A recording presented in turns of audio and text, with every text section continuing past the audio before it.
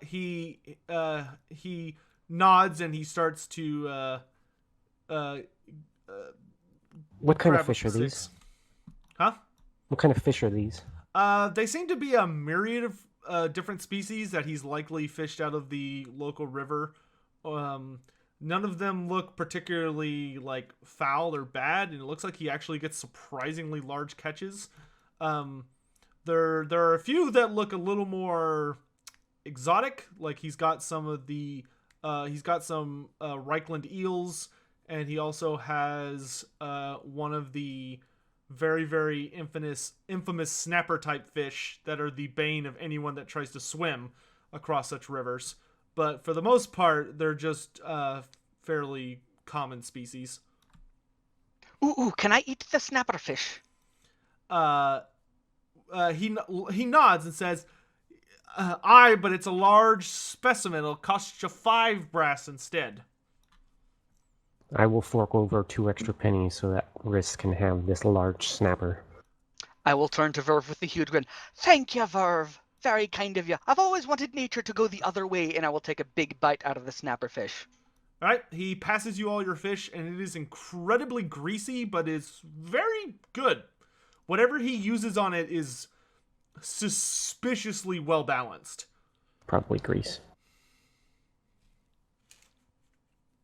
I do say this fish stick is quite good. He laughs and nods and says, "Good for the lads about to go off on a trip, but it'll keep your belly warm, especially with the colder months coming in. Feel free to come by any time." Oh, I will. Can I make a perception test to try to figure out what is in this with my acute sense taste? Go for it. I have no clue what is in this. This is great. It's very mysterious.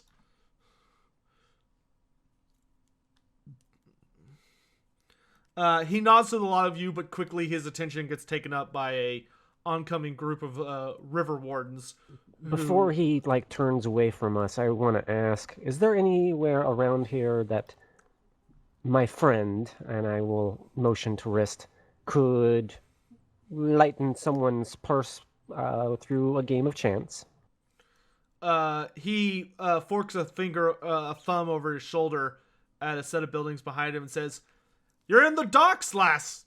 Hit up the bars. You'll find something." Now, Verve, that almost seemed slanderous, what you said there. Almost. I will say headed towards the bar. As we're eating, I'll say, oh, by the way, Verve, apparently we're not supposed to cut the trees. This culture, they say that makes the dark come as well. Well, I didn't cut the tree now, did I? No, but we are carrying around a branch covered in sap. It's mainly harmless. No, is it? Yes. You asked about it? No, it's not. It's mainly useless now that it's dried out. That too. I'm gonna grab my gambling book real quick. 1 sec. On the way there, we're going to a bar, right? Yeah, we're on the way to the bar. But I will look at wrist and I will hand over or kind of palm over 2 crowns and say, "What do you think you could win me with this? I have no aptitude for your games of chance. You seem rather good with it." 2 black eyes and a broken jaw, or maybe 4 crowns. Pretty much 50-50 which one you get. I'll entrust that you earn me back the money, at least. That's not how gambling works, Verve. You gotta pull all in, and then when you win, it's great. I will nod. And if you lose, you get a few thumps along the way. Well, earn me some money if you can. Let's put it up to a challenge. Oh, a challenge. I love a challenge. Alright, I examine this bar. Alright, as we're doing that, I palm the 10 gold crowns that I have, and I hand them to Verve. And I say, I have a bad streak in bars, just in case things go south. Hand on to my money for me. Well, okay, but if you come after these, what am I supposed to do? No, Saying that you want them right now because you are dying for a game of chance. What do I do? I get what you're saying. Very understandable. Don't give them to me till tomorrow. I will not. Consider me incapacitated.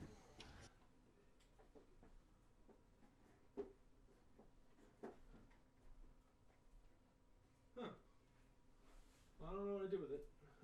Perhaps we can watch Wrist together and you can help me work out some sort of magical problem.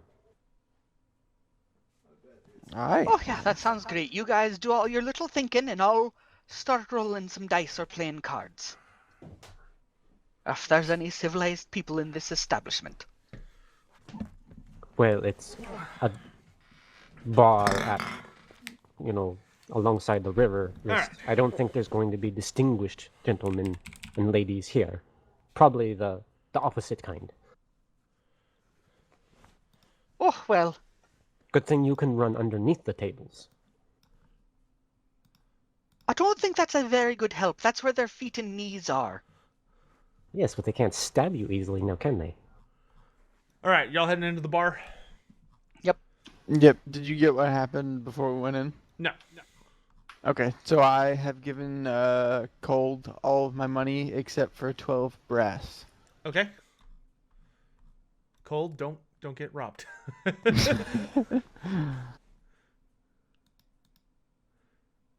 Right, I gaze upon the well-muscled arms of people who don't want to do any kinds of dicing or card playing.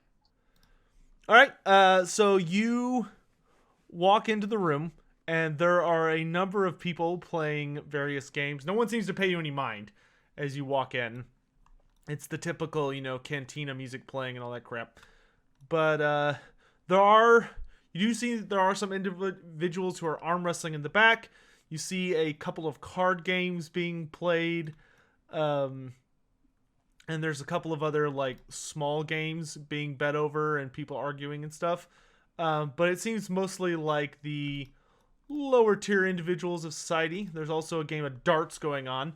But for the most part, most people in here are drinking and talking to each other in hushed tones and such and such.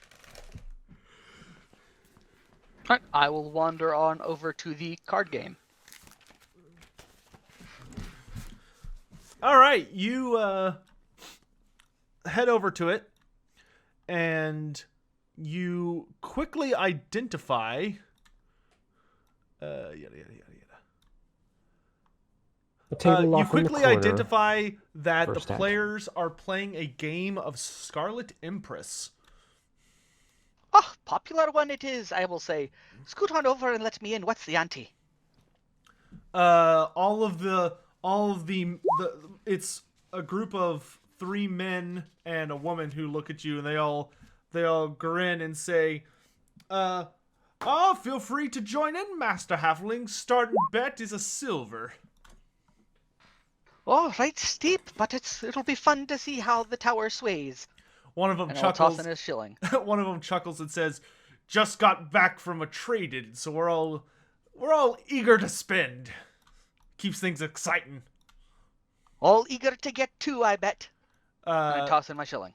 Yeah, he laughs and jerks a thumb at the woman sitting across and says, "Hopefully she bets all her silver, because then other things start to get bet." And all the men chuckle and the woman rolls her eyes. Wrist will give a scandalized look like, you ain't getting any of me cooking ingredients, understood? I got morals. Everyone at the table chuckles and shakes their head and says, "All right, everyone's added to the pot." And everybody draws. So the first round goes around of the cards. So all the players will roll a gambling check with plus 20, and the player who wins will have, gosh darn it, I keep dropping stuff, will have the best hand. If the top 2 players draw, then all players have to add another stake, or drop out. While this is going on, I flag down a barmaid and ask for 2 shots of the strongest, cheapest liquor they have, and an ale, please. Okay. Oh, Sotek, I want to keep an eye out to see if anyone's cheating. Okay. From what you can tell, actually, roll a perception check. Oh, you're not just gonna give it to me? Okay. No one appears to be cheating. However, the woman actually plays the best hand to start with, and she laughs and rakes in the pot. She has a notably better hand than any of you. And they nod to you and they say, "You're new to the table. What do you want to ante up? We'll all match." Oh, well, since things are flowing freely, the lady's got luck. Let's throw in 2 shillings. There are some whistles from 2 of the gentlemen, and one of them laughs, but everybody joins in. Aztec, the barmaid nods and gets you your order. Thank you. Verve, did you want anything? I will say to Verstat before he gives his order, because I don't want anyone looking at me at any point in time to order me a wine. So that would be 2 shots, 1 ale, and 1 wine, please. Okay, so you want an ale, you want a pint of ale, and then you want 2... So you basically want a pint of spirits, a pint of ale, and a single wine. Not a pint of spirits, 2 shots worth of like hard liquor that's cheap. Okay, so total cost for that. She asks if you want to go for a tab or if you want to pay up front. We'll pay up front. Okay, so for that order, they say you'll need to pay 3... about... See if there's 12 brass, 2 a silver. You'll need to pay about 27 brass for that full order. All right. I'll take care of it. Okay. All right. Riss, did you roll your plus 20 Yep, already? got +1. Okay, so let me roll for the humans. His cards are terrible. His cards are the same as yours in skill. Next guy is terrible. And the woman is also worse than yours. All right, so you tied for first, Riss. So now everybody has to put in another 2 silver. The woman and one of the guys drop out. So there's 2 other guys in. The guy who tied you and the other guy. Do you want to go another round? So the pot... things are getting hot. Yeah, the pot's currently at 10 silver. So if you all go in again, it'll be at 16.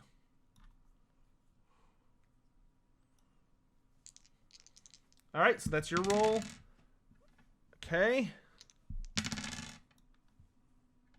Ooh. All right. As you lay your hand down, you notice that the man who tied you, he puts down his cards the same as you, and he has a look of elation on his face. But as he looks over your cards, he frowns as the 2 of y'all's cards are super close, but you just barely manage to inch out ahead of him, and you're able to claim the pot for this round, much to the groans of the other 2 who joined in the round. Alright, I will take 2 of those shillings and pass them to a passing barmaid and ask for a round of drinks for me and me mates. All right, that notably lifts everyone's spirits, and the gentleman you beat chuckles and says, "All right, I just need to get a win in," and he throws down 6 brass for this pot.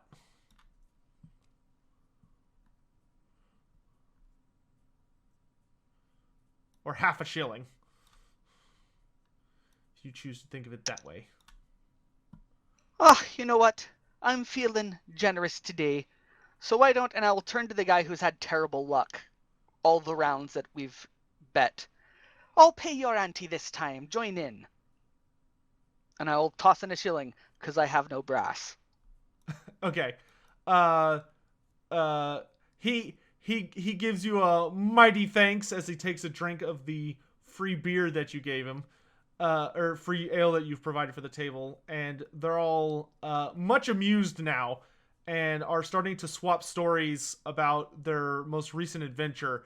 And you gather that they seem to have come upriver. It's a long journey, but they essentially seem to have come from Altdorf, and we're delivering a shipment of supplies for the local gunnery groups, like black powder, shot, cannonballs, stuff like that. Oh, the big swanky schools. That being said, everybody throws down their cards. Ooh, gosh. Oh, you tie with the young woman whose hand was killer. But the way that the nature of the game works, you two are technically tied, though her hand was pretty amazing. And she smirks at you, and all of the men immediately just raise their hands and back off and drop out. And she takes out 5 silver and puts it on the table and says, "You feeling lucky, short stuff?" Oh, who am I to bet against Lady Luck? And I will toss in 5 shillings. All right, so the pot right now is at 2.5 plus 10, so it's at 12.5 silver. Ooh, okay. Make your roll. I'm gonna fortune point that. Of course you are.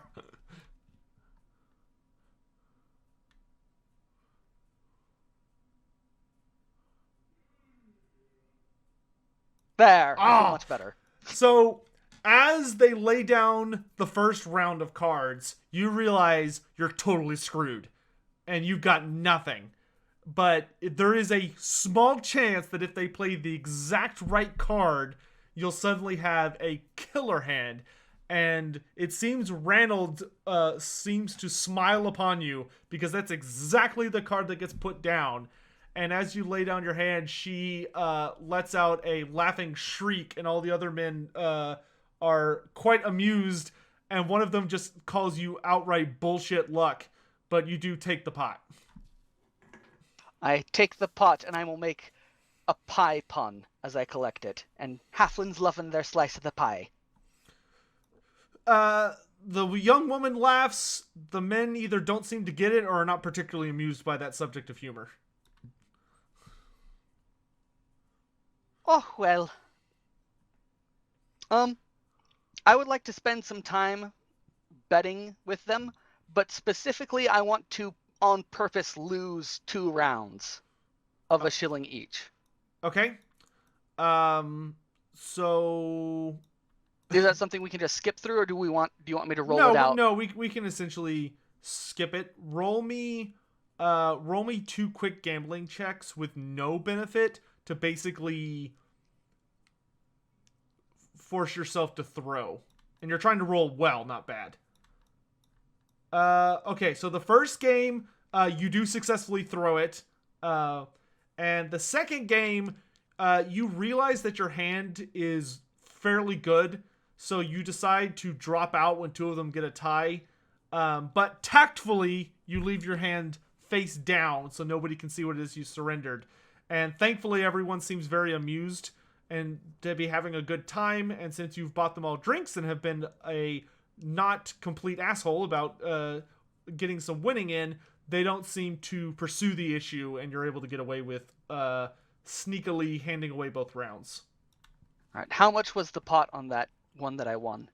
The one that you won, the second one that you won? Yeah. It was 12.5 silver. Sotek, I buy another round for Verstat. Okay. A round of shots for him is 1 shilling.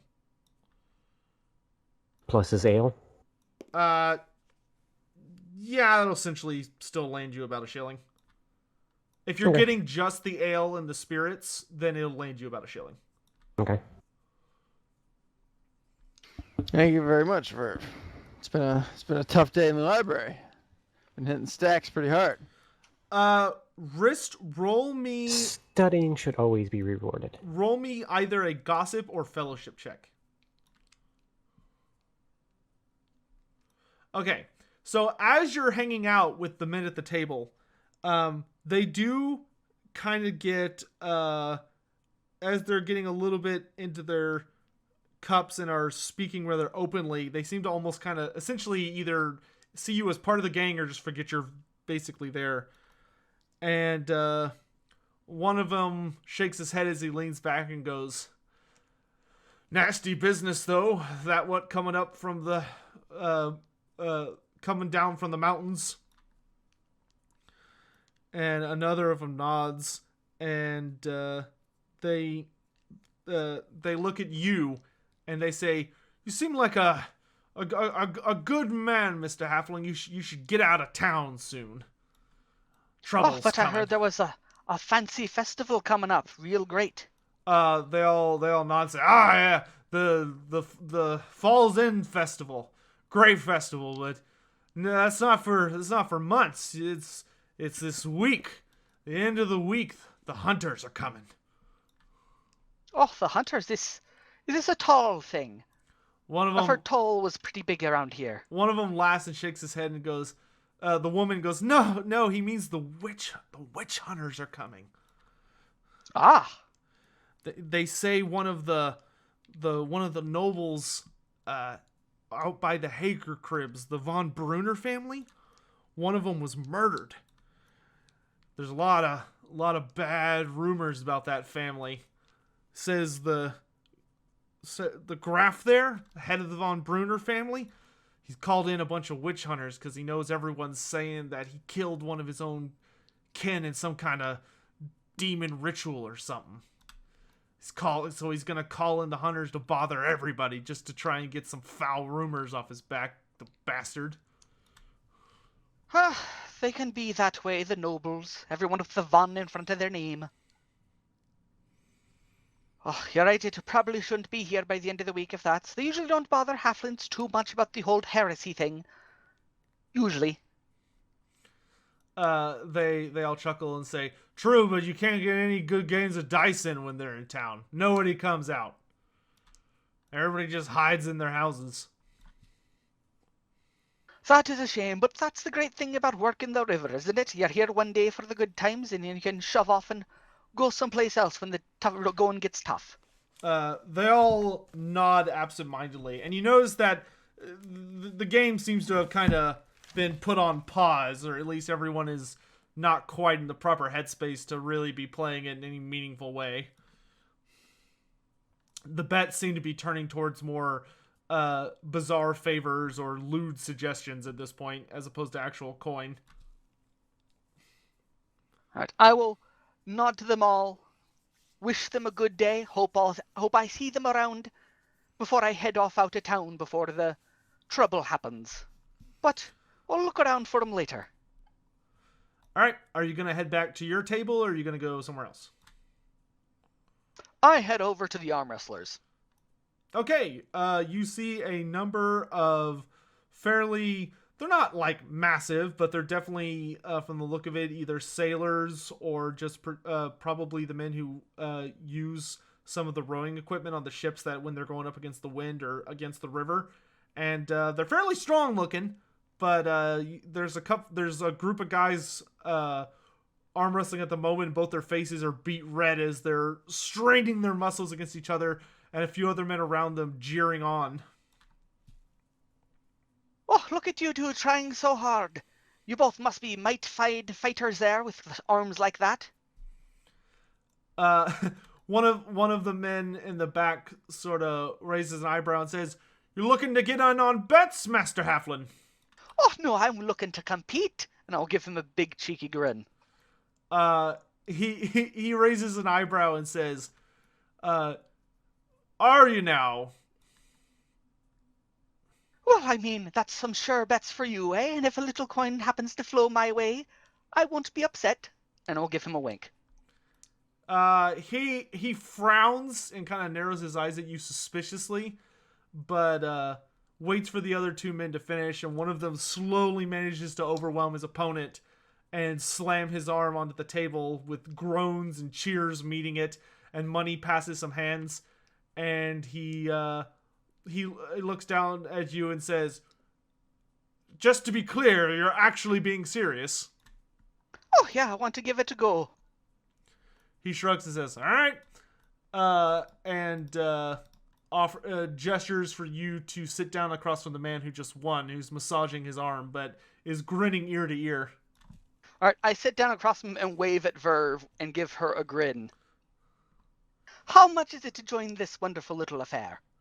The man in front of you frowns, and people immediately everyone kind of pauses for a moment, and the guy who talked to you at first, who seems to be kind of the ringleader, shrugs and says, "He's determined, lads, make your bets." And a lot of money starts being bet in one particular direction, though there are a few particularly brave or hopeful individuals, or reckless, who bet on you winning, and you see them almost giving you these fervent looks at the amount of money that's exchanging hands.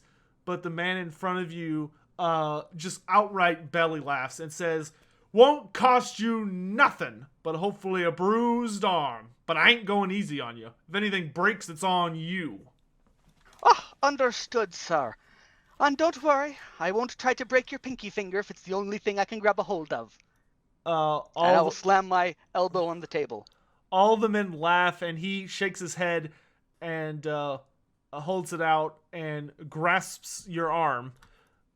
So roll a strength bonus. Right. Sotek, yes. I would like to do something slightly underhanded. So I'm a halfling. Uh-huh. My arm is very tiny. Uh-huh. I want to use that to get better leverage because he has to reach down to grab my hand instead of being in a proper arm wrestling position. Okay, that is barely going to help you. But okay. I'm looking for that barest of help because I will need it. Okay, so this is going to be an extended opposed challenging strength check. So it's a strength check with no bonuses. And because of the leverage, I will not make his being a size larger than you as bad as it normally would be. All right, good.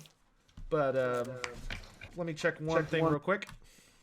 As the bets are coming in, Verstat is gonna get up drunkenly from his seat at the table and gonna yell, "Riss is gonna kick your ass! I've seen him wrestle a bear to death!" I didn't go anywhere near that bear. Oh, he wrestled it to Verstat. death, all right. Sit down. Hold on, I have to... real quick, roll me I'll consuming alcohol basically checks. grab you by the chin, Verstat, and have you sit down across from me. Sure. How much have you drank? 4 shots, 6 ales. Oh my Or gosh. two ales, sorry. What is your toughness bonus? 2. Okay. Roll me strength of the drink. Hold on a second.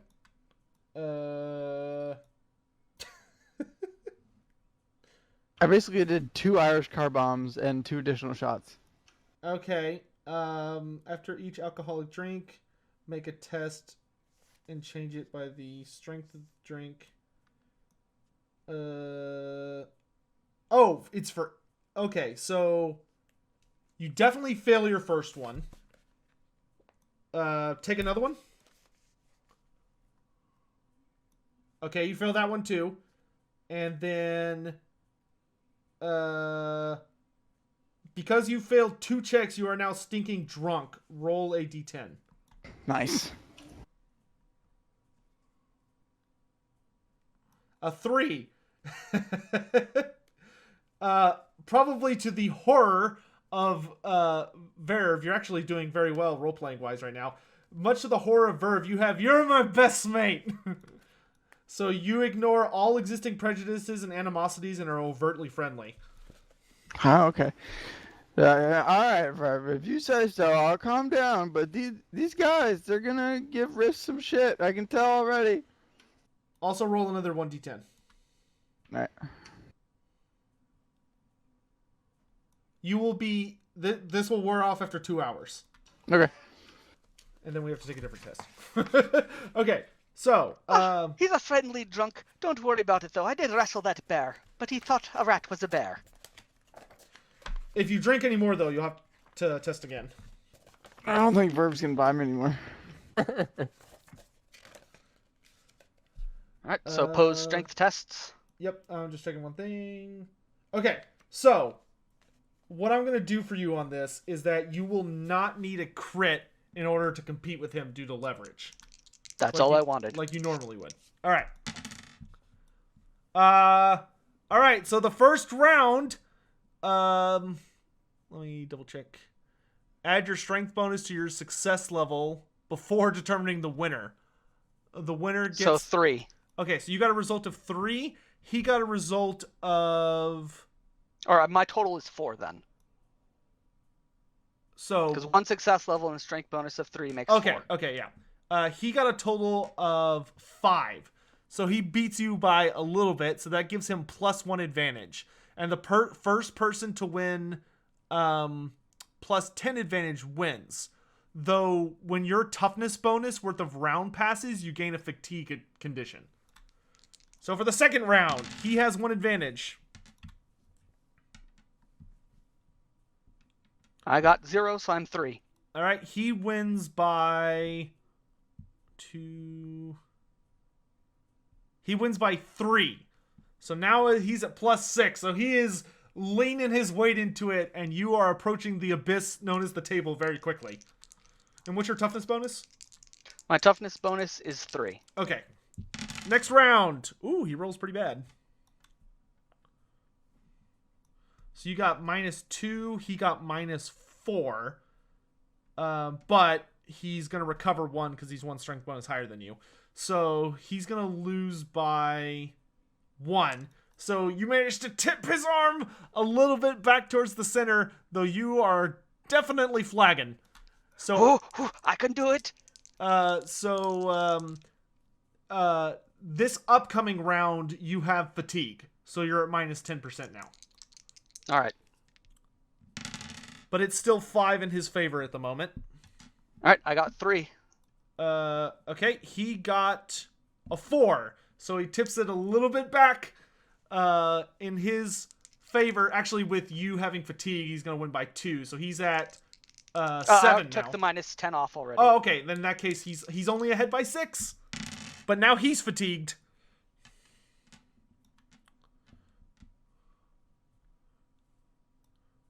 All right, so you got a -7. He got a -1. You get +3, which puts you at -4. He gets +4, which puts him at a +3. So that's a difference of you lose. You put up a valiant effort, but after a surprising amount of struggle, he finally slams your hand down. Maybe a little harder than was necessary, as he clearly was getting a little embarrassed by how much effort it took to beat a halfling. So your arm is definitely extremely sore, but I shake my hand and go, "Oh wow, I lasted longer than I thought it was. I almost had you there for a second from the ropes." He just kind of frowns, but all of the other men are laughing and jeering, and you could see a few men who had an almost fanatical gleam in their eye when you started making a somehow comeback just look absolutely deflated. But not a ton of money changes hands for that. And then the organizer shakes his head and says, "All right, get out of here, you scamp." All right. Sotek, does my drinking condition mean I have to be nice to everyone or just Verve? It means you have a friendly disposition, so you don't suffer from any negative personality effects. But I can't be aggressive if I wanted to, basically, right? No, you totally can. You're just okay. You are a friendly drunk at the moment.